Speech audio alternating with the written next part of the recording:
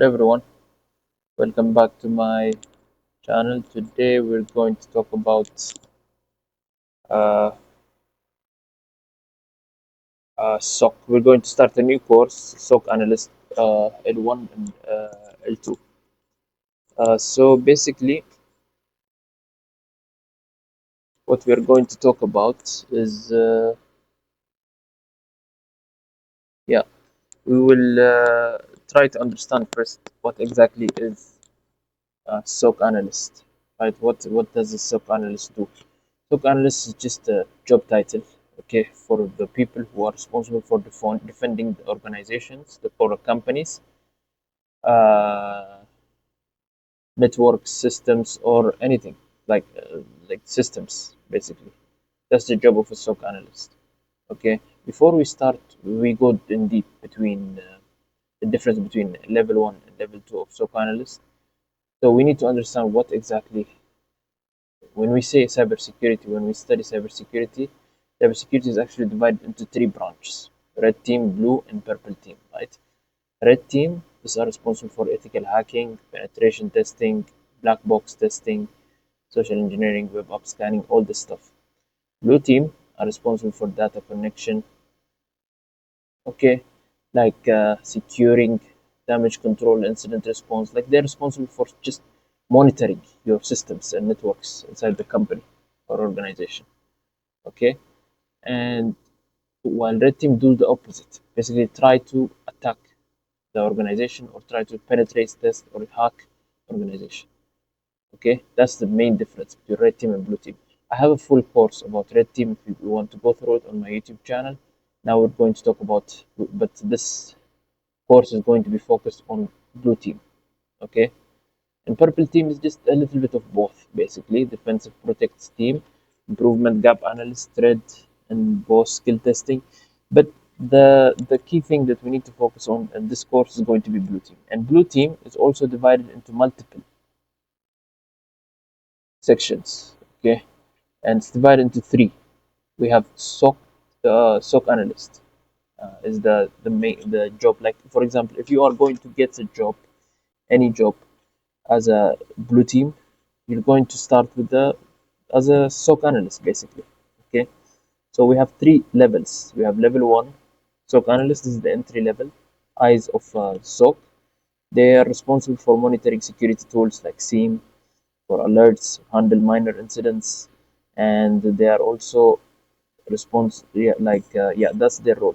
Okay, and they SIEM alerts on the multiple failed yeah, that's this is the example. Okay, the skills that you need to be in level one is you just need basic networking and how to use the SIEM. SIEM can there are like security event management. This is actually a tool that is used to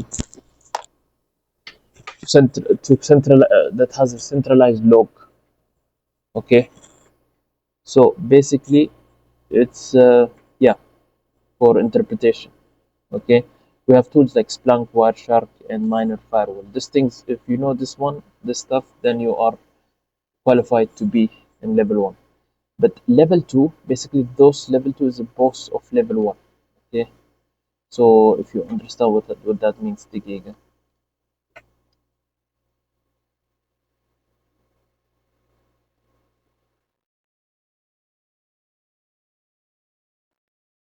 Okay, it's stuck again, but the intermediate.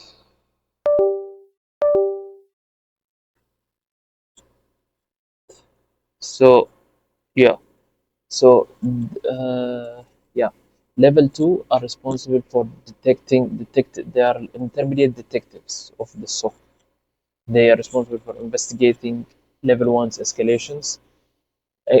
When I say level one escalation, basically when there is an attack on the company's systems or network, first respondent who are going to be the SOC analysts that are L1, right? They're going to check if it is false positive. That means if it's serious or not serious. If it's serious, it's going to do the necessary actions, right? Then it's going to escalate it to the level two if it is required. Like for example, let's say you get an alert from your Splunk SIEM or Elk Stack. Like you have multiple failed logins. Okay, level one will check if it's a user error or brute force attack and escalate if needed. That's the job of level one. Okay, because sometimes a user by mistake might try to log into his account, or he forgets his username, or forget a letter, or he adds space, or something like that. It could be something normal, right? But it could also be a brute force attack, like trying different username and password. The hacker could be trying different username and password combinations just to try to log into the account, right? And then he will see, then he will escalate to L2 if needed. Then L2 will analyze it. Like, for example, let's say there is a file, uh, malicious file or something like that. They found it. L1 found it, and the L1 is going to flag the suspicious file and send it to L2. L2 is going to analyze it in a sandbox to confirm if it's a malware or something else. Okay, so we have skills like to be an L2 engineer, you have to have malware analysis, scripting, 1 to 3 years of experience in Python, scripting, stuff like that. You have to know IDS, IPS, and EDR, threat intelligence. So we are actually going to talk about this course. We're going to talk about both L1 and L2. I'm going to mostly focus on hands-on tools, okay, more than the theory. So that's the difference that we had to understand. And now that we know this, and yeah, so and yeah, we'll move on to the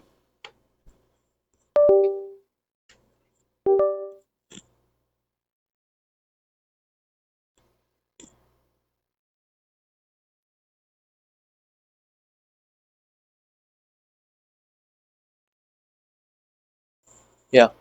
So I'm going to go ahead.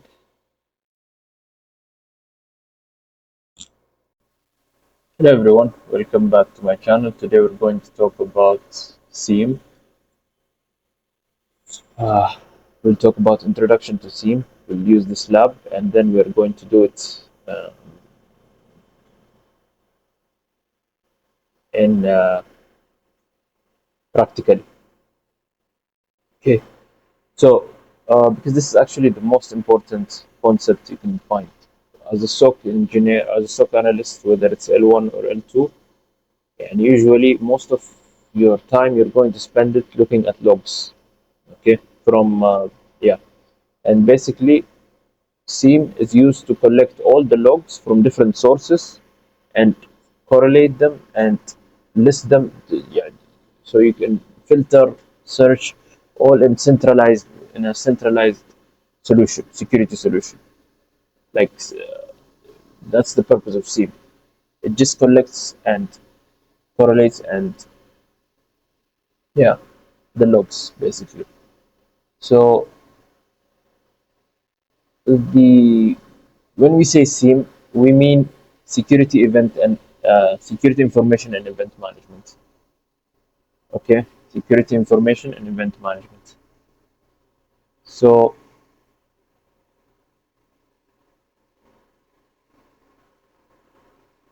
so logs everywhere. So basically, multiple devices and network communication with each other communicate with each other, right? And most of the time with the internet through the router. Okay, so this is one example. Okay, you see we have an internet here, data server, router, Linux, three Linux PCs, Windows PCs here, and Windows web server here, and router. So these devices continuously generate logs of the activities that occur within them, right? We can also call this device logs sources. Yeah. So the logs that generate serves as a trail of all activities that are extremely helpful in identifying the malicious activity during transaction. Yeah. So the idea is basically if you have when we talk about logs, this is what we mean. Okay. Like for example, let's say we have a PC here. Okay, a Windows PC here. Now we want to see, we have event viewer here. Okay, here you can find all the logs, anything that happens inside this PC, you will find it here. For example, here security logs, audit access, and 9:49 here. Here, so I logged in today at 9:39 to this PC. Yeah, you can see the date here, the time. You can see the date here, and you can see the time here, right? And you can see here the event ID 4624 and logon here, right? So I logged into this PC at 9:39 a.m. and you can find the date also, and you can find more details also here, right? And that's the idea of a log. Okay, like not only this, if you go to application logs, uh, or you go to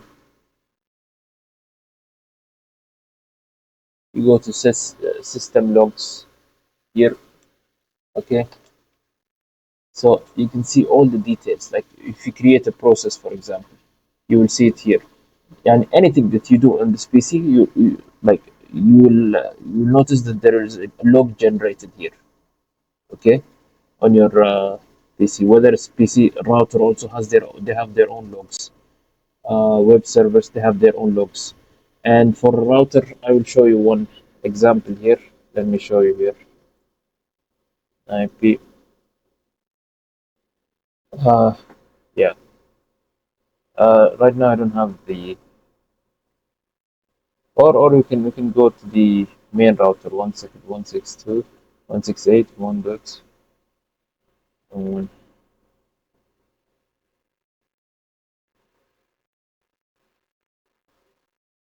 Mhm.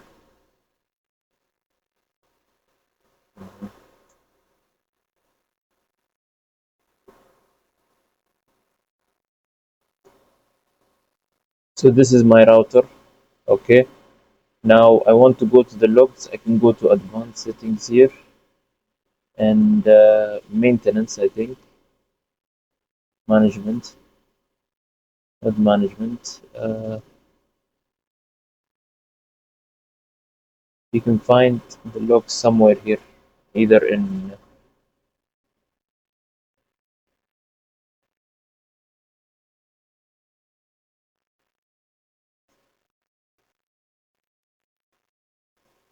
you go to home. So yeah,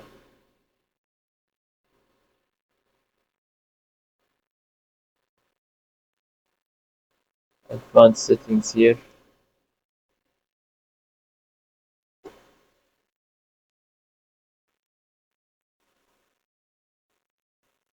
Yeah, here you see the logs here. You can see if you go down here, almost always you'll find logs. Okay, on almost any network device, you'll find an option for logs.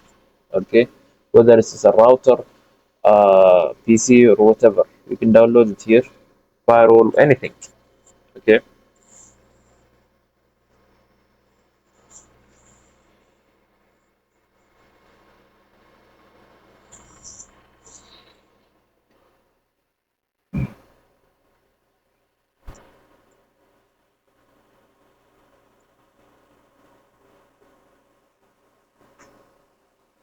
So the idea is now that it's downloading, so let's give it some time. Okay. So the concept is, like, let's say you have different network device, not only one or two, or like many.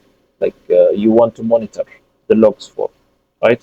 You want to know, like for example, the health of the internet, or someone tried to do something on the uh, penetrate your PC, or hack your PC, or hack your other people's PC inside your company or your web server, or try something on your web server to exfiltrate data, to take data out from your web server.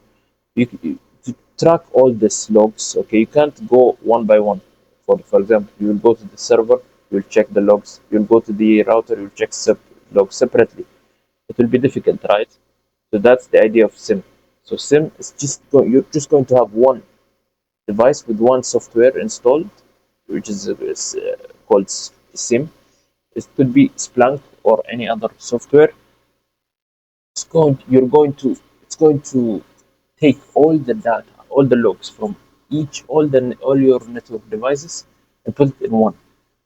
Okay, so you can filter, you can uh, have a look at the logs in a centralized way, at a centralized place, instead of going to each device individually. That's the idea of uh, SIM, like Excalibur. So this is the SIM.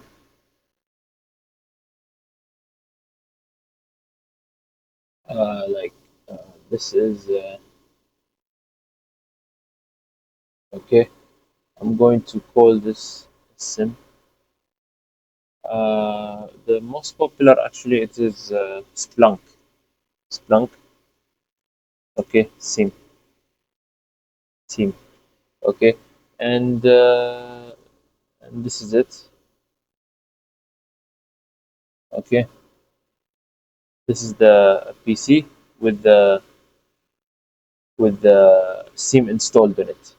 Okay, it's just a PC. Yeah, let me put it this for you. And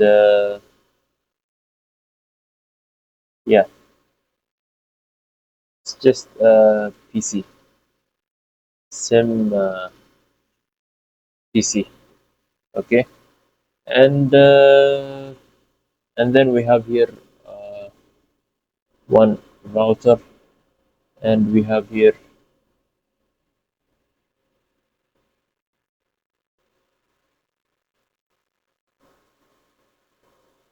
I have an idea. Let me just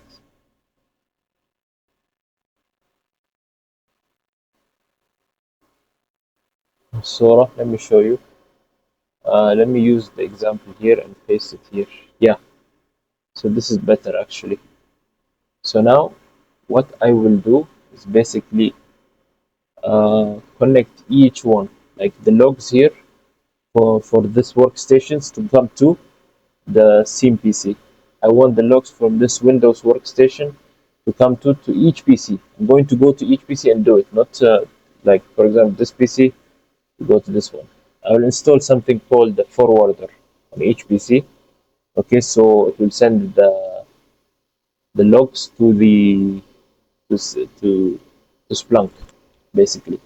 And we have to make sure that the Splunk is actually on the same network as the PCs available, because we will use IP for this. And you see, it's going to send all the logs here. Okay, that's the purpose of the SIEM. Okay, and here and next time and as a SOC analyst, my job is just to see the logs I receive from the SIEM. That's it. Just to see the logs, like filter the logs, filter by set up alerts, like if there is severity level, like it is high or low or priority or like this. That's the idea of Splunk or a SIM. It could be there is another uh, SIM solution called Elk Stack. Also, it's similar. Both Splunk and Elk Stack are actually very popular, and it can be done. So that's the idea of logs, and we can use the logs for to investigate, like in case there is an attack, let's say on our own PCs here, okay, or a hacker penetrated our web server or something. He is accessing our web server, okay, and he's trying to do something, take some data out or play with the website, or he accesses one PC and he's trying to move around the PCs, change from one PC, or he accesses the data, the domain controller, yeah, and he's trying to do something on the inside, like create a backdoor or take data outside from your network to his PC, like extract data, exfiltrate, all these things. Okay, are, are creates logs. Okay, and you can view it from the SIM. Okay, Usually, when he wants to create something or to persist on the machine, like to hide on the machine, he has to create processes, right, or to create malware or something like that, right? So to privilege escalation, to try to, like, he got access to a user, he wants to escalate to an admin, become an admin. All these things will create something like a process, or it will create something on the system. Okay, then that thing will create a log on the PC, and this log will go to the SIEM, and the SIEM is just going to monitor all the logs. Is it going to put all the logs for you? Then you can just correlate. Like for example, yeah, you can just connect the dots basically. Okay, that's the idea. And let's move to the next topic. And we have host-centric log sources.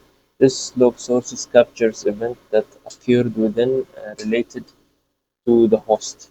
Device that generate host-centric include Windows, Linux servers, host-centric log sources, user accessing a file, user attempting to authenticate, process execution activity. Yeah, this is all PowerShell execution. All this are indicators of compromise. Like this occurs on the host. Like for example, my PC. Okay, this is a host-centric log sources. Okay, just like I show you on event viewers, that's where it is. Network centric, this is generated when a host communicates with each other, access internet, visit website device, generate network centric logs, firewall, IDS, IPS. File being accessed via FTP web servers. Together, the host centrics and network is different. Network related logs are generated when the host communicates with each other. Okay, or access the internet to visit the website. Device to generate network-centric logs are firewall, IPS, IDS network. Yeah.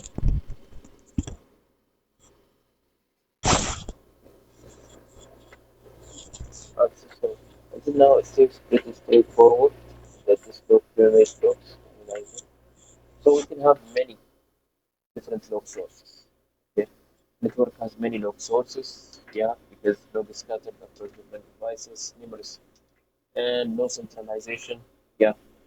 As logs reside on the machine on which they are generated, you may need to connect to each. Yeah, just like I told, with multiple log sources. This is inefficient and can waste a lot of valuable time during investigation. Okay, yeah, and you can't go to each device separately to view the logs. It's going to take too much time, especially if you have a big system, a big setup.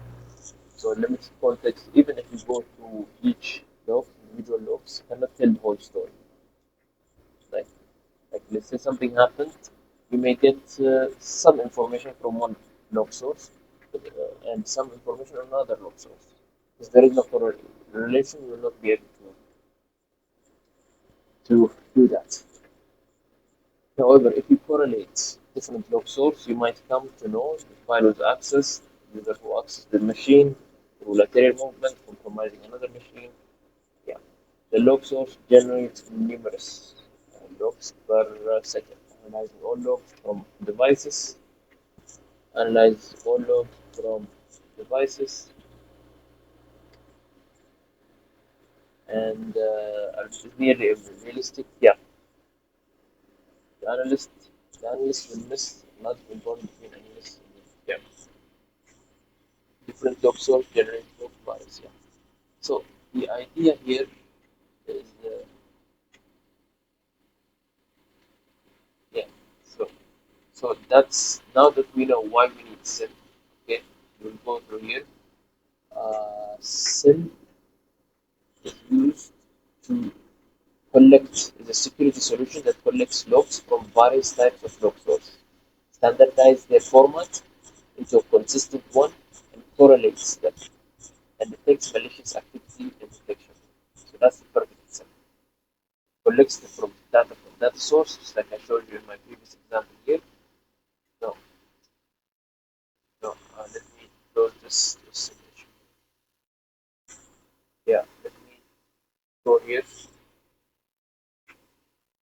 just like I showed you here. Okay, here it collects from data source. Then once it collects it, it puts it in the same format, persistent format. Okay, all. Okay,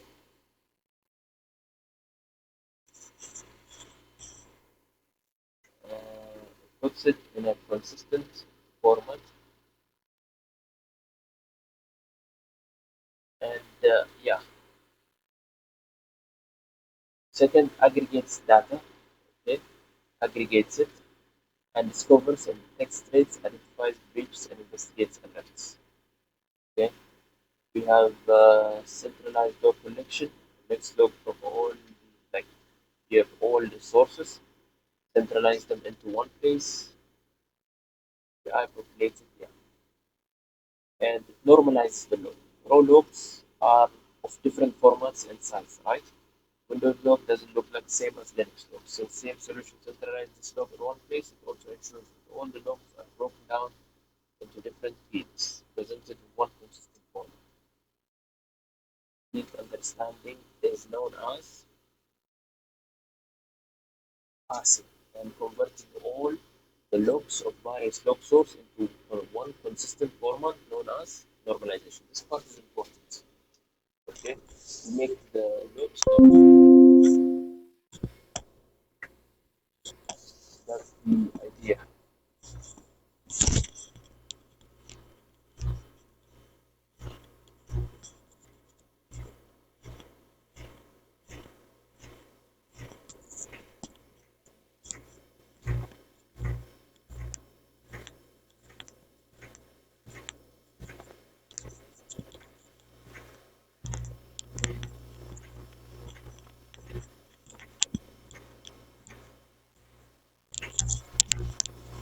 And correlation of the log individual logs are not very useful. SIEM correlates the logs, does not look the same as Linux log. Since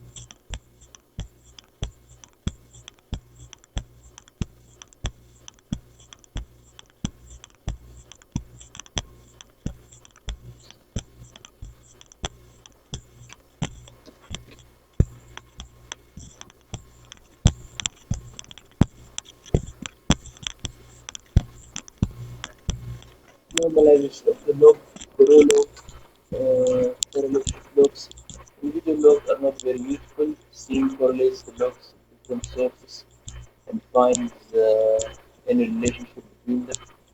This helps identify malicious activities by analyzing its pattern. Let's take a look at following activity items from the infraction frame. And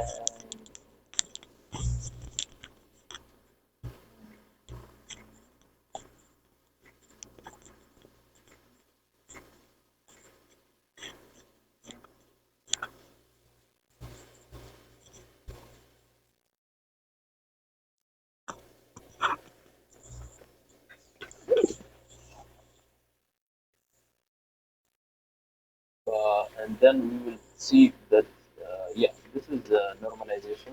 Okay, so and correlation, individual logs are not very useful. SIEM correlates the log for different sources, find the relationship between them. Yeah, right. So that's the purpose of correlation. Okay, like we've said that it provides normalization, right? Like, for example, we talked about we get raw logs from of different formats and sizes. Because the logs you find in PCs, okay, for example, it's going to be different formats than the logs you find in Linux or in the router or from the firewall or from any other IDS or whatever, right? So the format is going to be different and the size is going to be different, completely different. They're different, depends on different. systems, right? So SIEM will just convert it to the same format. Okay, okay, and then going to break down the log into several fields for ease of understanding. This is what we call parsing. Okay, parsing is when we break the logs into several fields, and when we put it in one consistent format, we call it normalization. Correlating, we just make sure that we connect each logs, we connect the logs. Individual logs will not benefit us, right? Tell a bit. So, for example, Harris logs in via VPN, okay, from an IP that never has previously used. Okay, obviously, when you use a VPN, your IP changes, right? So he logs in, okay, to his account or whatever using a VPN. So Harris accesses some documents on a shared drive. Okay, he executes a PowerShell script, and the system makes outbound network connection. Okay, so now if you just focus on uh, each individually, it's going to look like normal, right? When Harris logs in via VPN from his PC that he never used, you just see this log. It looks like a normal, something that's normal. But if you see both, three, or all this logs, then it can be suspicious, right? That's the idea. Meantime, alerting detects malicious activity based on rules, and let's make sure it's actually working here. Based on rules, many rules come by default. However, uh, analysts make new detection rules based on their requirement. Okay, when the condition of this detection rule is satisfied, alerts are triggered, analysts are notified. Our most important component of any SIEM. SIEM represents the data for analysis after being normalized and adjusted. Summary of analysis is presented in the form of actionable insights from multiple dashboard. Each SIEM solution comes with some default dashboard provides custom. Yeah, so we can see here SIEM alert highlights, system notification health alert, list of failed, prevent and tested. There are several features in SIEM we do not cover details in this one. And we have log source and ingestion. Every device in the network generates some kind of logs whenever an activity is performed, such as user visiting a website, connecting to logging to workstation. Let's see what the log component of the device found in the network. Windows machine. Windows records every event that can be viewed from through event viewer. Assigns, yeah. So this one is actually log source and ingestion.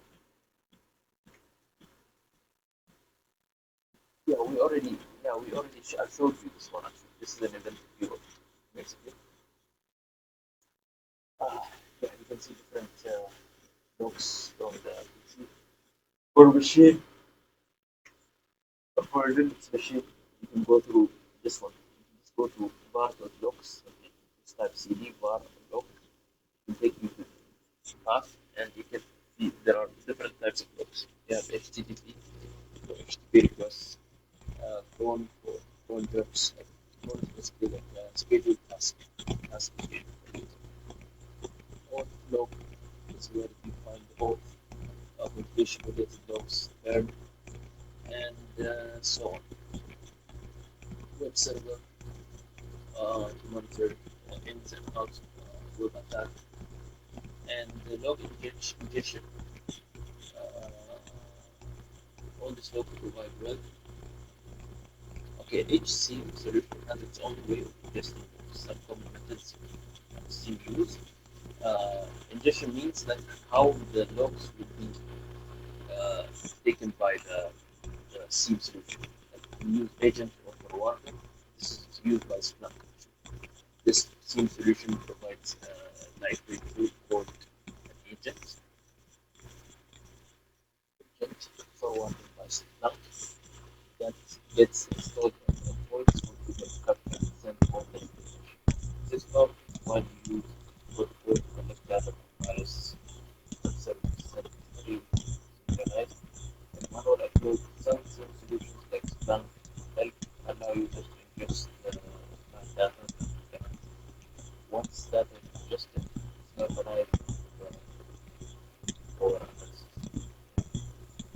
So you have manual upload. Like you can do that with Splunk and manually upload the data. And you use this lock.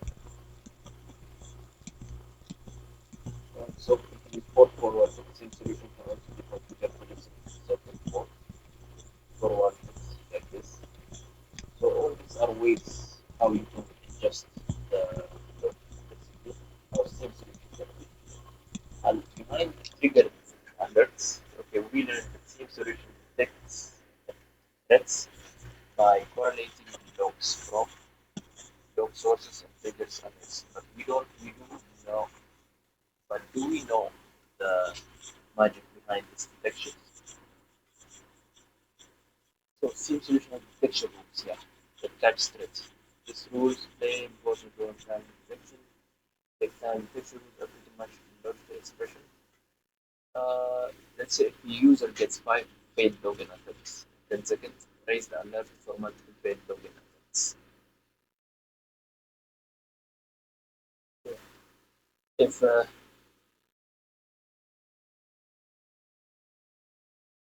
if a login is successful after multiple failed login attempts, raise alert for successful login after multiple login attempts. The rule is set of alerts every time a user plugs in a USB, useful for if USB is inspected as per the company protocols. Okay, so this is just the rules. Okay, this is what we specify. You know, some of them, yeah, this is what we specify. Detection rules. We call it detection rules. Okay, for example, if a user has 5 failed login attempts in 10 seconds, raise the alert to multiple failed login attempts. Okay, okay. Obviously, when someone tries to log in, like it has to be like this, right? Like you have to give them up to 5 failed login attempts. Some users might forget their password or take time to remember it or something, right? So they could just it could be just a mistake from them, right? But after 5 login and under 10 seconds, like without any time, then raise the alert to multiple failed login attempts. Okay, like if a login is successful after multiple failed attempts, raise the alert to successful login after multiple login attempts. Okay, a rule is set to alert every time a user plugs in USB for USB. Let's say you have a restriction on the company policy. You you prevent anyone to put USB inside to connect USB to the PCs inside your for security purpose. So set this, yeah, you can set a rule that says whenever someone tries to put a USB there, just alert your phone. Outbound traffic is, let's say, greater than 25 MB. Outbound traffic means traffic that's stored from your host PC or your network to outside, basically. Okay. Raise the alert to potential data exfiltration. Usually depends on the company policy. Data exfiltration, that's what it means. Basically, let's say I hacked into a company. Okay. I the thing that I want to do is I want to data exfiltrate. That means take data from this company to transfer it to my PC or to my, yeah. So basically, we're taking how about it greater than 25 MB, then it's raise an alert. So how is detection rule created? Basically, uh, adversaries tend to remove the logs during the post-exploitation phase to remove their tracks. A unique event ID 104 is created. Uh, remove the logs during the post verification. Okay, yeah, yeah, this is a very important concept actually. Like, for example, here in event viewer, you see this one. Okay, we have logs for each action performed in the PC, but all this can be deleted easily. Okay, there is a way to delete all the logs. Okay, usually that's what they do. When an attacker tries to access the PC, cover his track, it's going to remove all the logs, clear all your logs. Okay, a unique event 104 is log every time a user tries to remove or clear event logs. Create a rule based on that. Yes. So that means, one second. Yeah. So this basically means uh, when a user tries to clear all the logs, when he clears all the logs, there will be another event. It will be created. Event ID 104 on the PC. This means that someone has cleared all the logs. The log every time a user tries to remove or clear event logs. Okay? And so you can create on your team solution, say that if the log source shows 104, trigger an alert, event log clear. That's it. Okay? So second use case is like, let's say uh,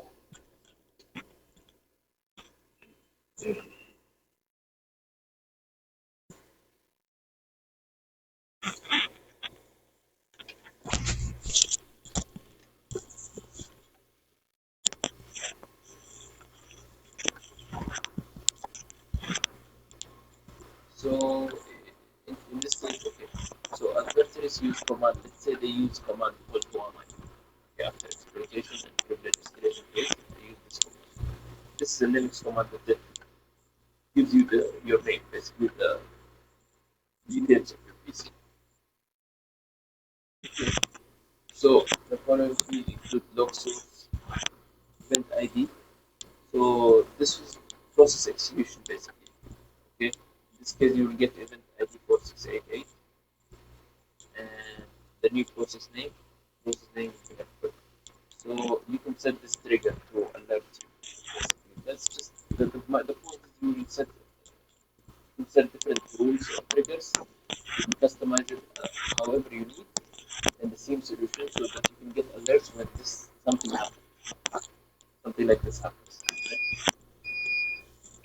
So when monitoring SIEM, analysts spend most of their time on dashboards as they display various key details about network, summarized way. Once the alert is triggered, the event flow associated with alerts is examined, the rule is checked, quick proceed with conditions based on the investigation analyst can whether it's true or false positive, right? False positive means like, for example, unless it's false positive, it may require tuning of the rule to avoid similar false positive. False positive means like it's not an attack. You should ignore it, right? And it's not very, it's not to be taken seriously. It could be false positive. Like for example, now when I go to uh, an authentic website on my PC, okay, sometimes my antivirus will give me an alert, like notification, to tell me malicious or but the website is actually very authentic and it's a common website. It's a safe website. So that's called false positive. Okay?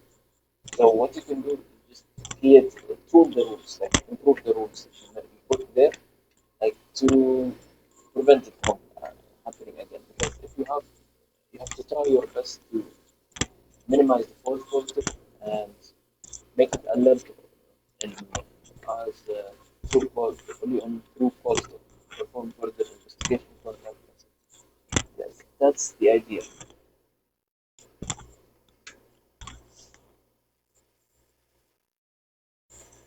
Okay, and now that we've finished basically most all of the most all of the introduction part of